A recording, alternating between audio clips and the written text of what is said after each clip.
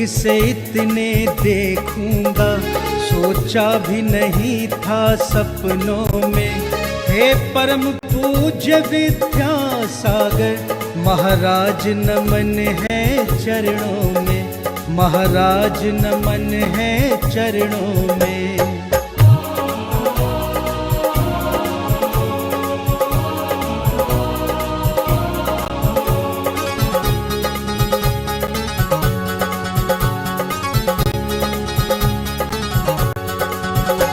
शब्दों में कैसे बतलाऊं, शब्दों में कैसे बतलाऊं, दर्शन कर कितने लाभ मिले, बस इतना ही कह सकता हूँ।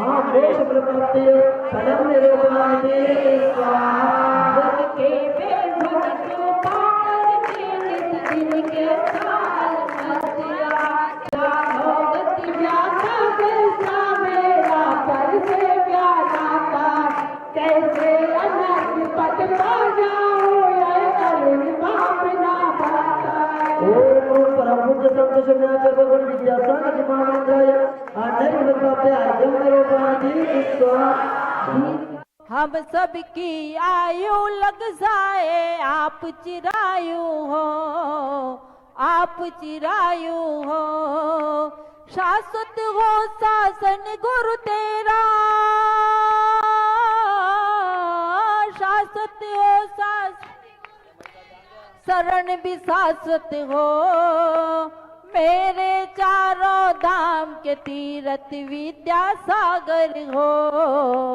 मेरी पूजा मेरी अर्चा मेरी श्रद्धा हो। मेरे चारों धाम के तीर्थ विद्यासागर हो। ओम रूम परम पूज्य संत शिरोमणि भगवान विद्यासागर जी महामुनींद्राय आनर्घ्य प्राप्त जय माला पूर्णार्घ्यम निरूपयामि स्वा। नमोस्तु भगवान नमस्तु नमस्तु नमस्तु। ओम नमो सिद्धेभ्यः, ओम नमः सिद्धेभ्यः, ओम नमः सिद्धेभ्यः। अहिंसा परमो धर्म की आचार्य गुरुवर श्री कुंद कुंद भगवान की, आचार्य गुरुवर श्री ज्ञान सागर मुनि महाराज की जय। जलो परम पूज्य संत शिरोमणि आचार्य भगवान विद्यासागर जी महामुनि राज की, समस्त आचार्य की।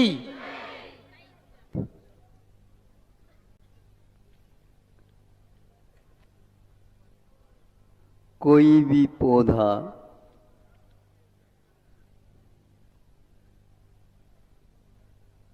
कितनी भी धूप पड़ने दो, कितनी भी शीत हो, कुछ भी हो, फिर भी वह उन सब को सहन करता हुआ भी जीवित रहता है। आप लोगों के लिए तो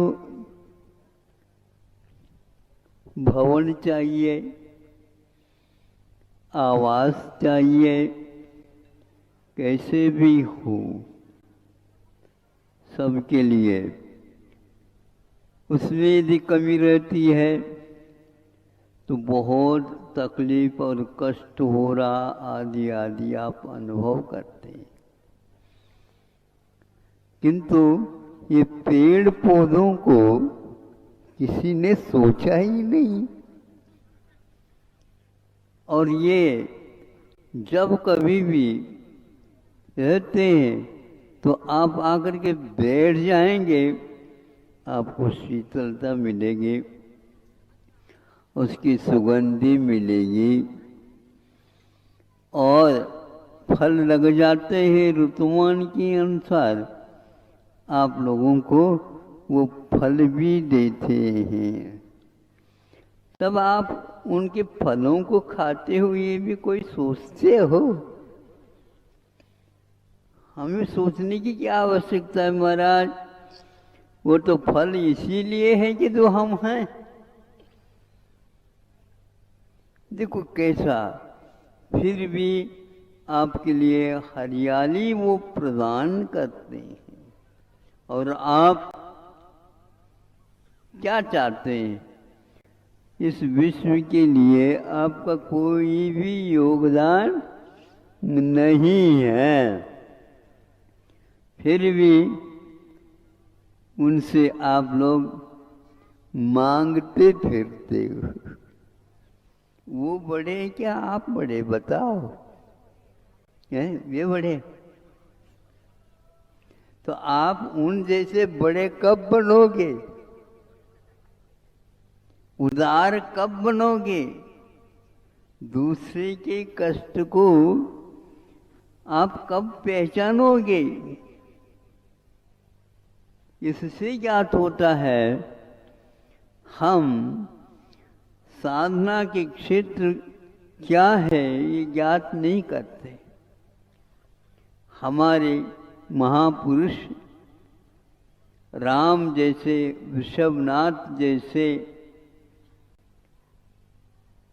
हुए हैं, उन्होंने ये बताया, देखो सहन करने की क्षमता जीव के पास भी है, बल्कि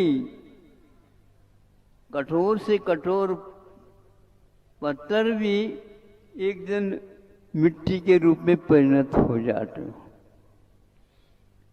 किंतु जीवत्व जिसमें रहता है उसके द्वारा तो यह सहन करते हुए भी उतने काल तक जीवित रह सकता है और रहता है। हम लोगों के लिए उन्होंने साधना करते हुए साधना मार्ग को प्रदर्शित किया है। इसलिए ऐसे जीव भी, ऐसे पौधे भी परोपकार के लिए कारण हो जाते हैं। नदी बहती है और हजारों मील की यात्रा करती है और वहाँ जाकर के समुद्र में मिल जाती, और बीच में आप लोग चले जाएंगे। पशु पक्षी हैं, इन सब के लिए वो शीतल जल का दान दे देते हैं। आप लोग अपने थकावट को दूर कर लेते हैं, उससे पानी लेते हैं, उस पानी पीने से आपके प्राण बच जाते हैं। सोचो, विचार करो, प्रत्येक जीव आप लोगों के लिए, आप बैठे हैं, बैठे बैठे भी आप श्वास ले रहे हैं। यदि श्वास नहीं हो तो घुट जाए। न ही वैद्यों के द्वारा, न ही डॉक्टरों के द्वारा, किसी के द्वारा भी आपकी चिकित्सा नहीं हो सकेगी, क्योंकि आपको प्राणवायु की आवश्यकता है। अब क्या बच गया बताओ? कुछ भी नहीं बचा। एक और बात बता दूं महाराज, पृथ्वी का एक मिट्टी के बारे में आपने कुछ भी नहीं कहा। कैसे नहीं कहा? पानी का योग मिला मिट्टी को और बीज डाल दो तो पौधा खड़ा हो जाता है। और क्या चाहते हैं आप?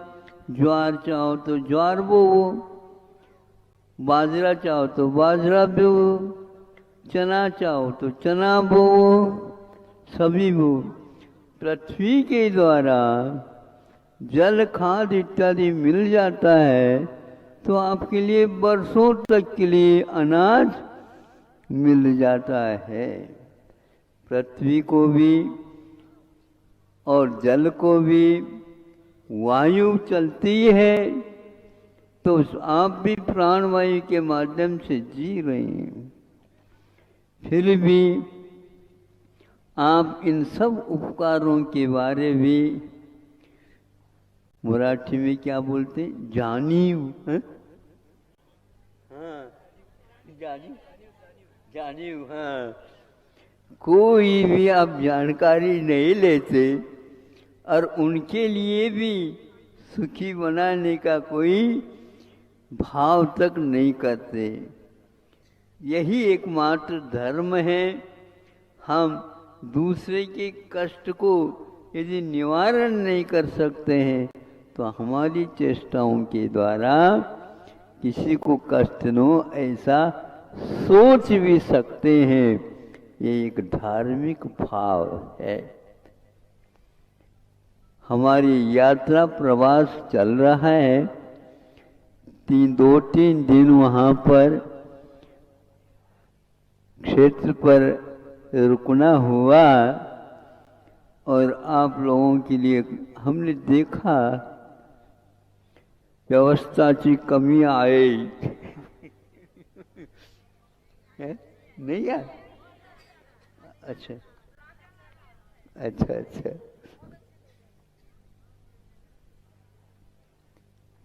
उन भव्य प्रतिमाओं के दर्शन करने से उस समय में क्या वातावरण था क्या पता। ऐसे गुफा बना करके उन गुफाओं में नीचे आप लोगों के लिए वंदना की व्यवस्था कर रखी है। ऐसा लगता है आत्मा पास होते हुए भी दूर है और उन बिंबों को देखते हुए आत्मा नहीं भी दिखते हुए भी दिखने लग जाती है। पूर्वजों ने आप लोगों के लिए वैराग्य के साधन पहाड़ों में भी बना दिया है। आप लोग दूसरे जीवों के लिए भी कुछ न कुछ कल जो योजना बनाई गई थी वह कार्यक्रम संपन्न हुआ और उसके साथ साथ हथकरघा के बारे में भी यहाँ के लोगों ने बताया कि महाराज हमने भी ऐसी योजना बनाई है। यहाँ पर जमीन भी मिली है।